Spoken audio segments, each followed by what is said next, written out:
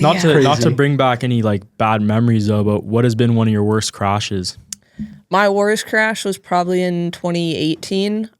We were in a convention center in Cleveland, and we were doing just a regular jump show, but we were doing it on polished concrete. And if you've ever stepped on it, it's really slippery, and it definitely does. Polished concrete? Polished concrete. Yeah, so it's very, very slippery. Yeah. Especially if you're riding a dirt bike on it.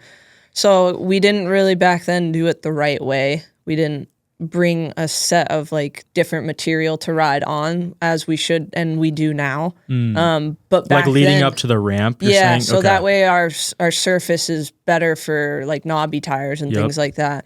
But back then we were just spraying like Monster or soda on the ground, and when it dries, the syrup is left, and it creates like a sticky. weird, it's really sticky. And once you'd make some passes on your bike and get some rubber on it, it gets really, really tacky. So we would just do that, which not the best route to go. Hilarious. But that's what we did. Thank you, Monster. Yeah, so we actually, it was a double bonus on that. Yeah. But yeah, just that one, for whatever reason, it was just didn't hook. So when I went to gas it, I just got full wheel spin.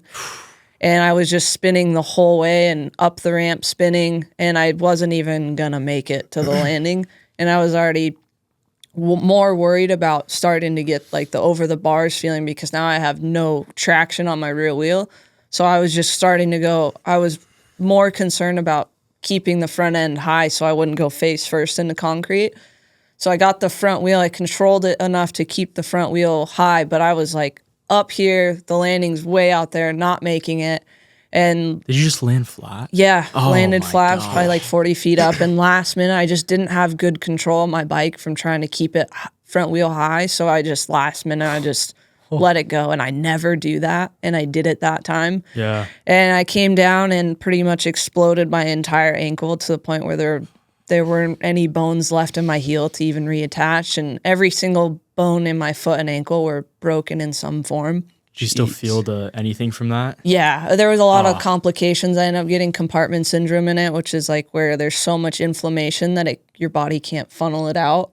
So it just starts dying. Your tissue starts to die. Your cartilage everything's just suffocating itself. And so I sat with that for like 22 hours in the hospital before they even realized what was going on. And the specialist walked in and looked at it and was like, "Oh no, like I got to step out and call the surgery room and get you in there now." Probably a first for him. And I'm just like, what's happening? Like, are you sure? Like, what's going on? And I just remember going into surgery and like, we got to relieve the pressure now or you're going to lose your foot. Oh my. So that was like scary moment number one. And I didn't even know going into surgery if like how it worked, because they were in such a rush. They didn't really explain anything. So I went in and I was just remember waking up like, do I have a foot? Is it still there? Like, I don't know how this works, but I'm so scared. Yeah.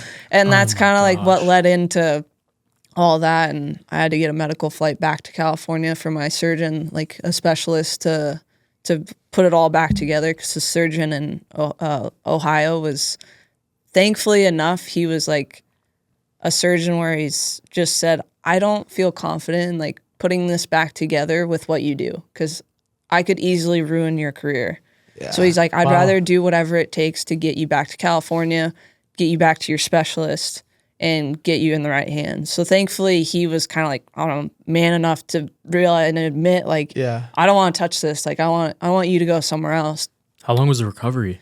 It was, I had a lot of complications throughout it. So I had an infection, like, on a weird time. Usually they don't worry about infection until like a week after, and then you're kind of in the clear. But I had an infection like 7 weeks or I think it was either 7 to 12 weeks, somewhere in there, where I was like, you're plenty in the clear. Wow. And then I got a really weird, bad infection, and then it caused a bunch of problems and complications and more surgery. So I ended up having almost a surgery a month. Jeez. So instead of having, I think I was supposed to have 2 or 3 total, it turned into 7 or 8. Wow. In the span of a year. So it took almost a full year to just get back on the bike and get walking. And was that scary, getting back on the bike after all that? Getting back on the bike, no. It was just more scary because there were so much complications, and we were kind of just, as a medical team, like guessing.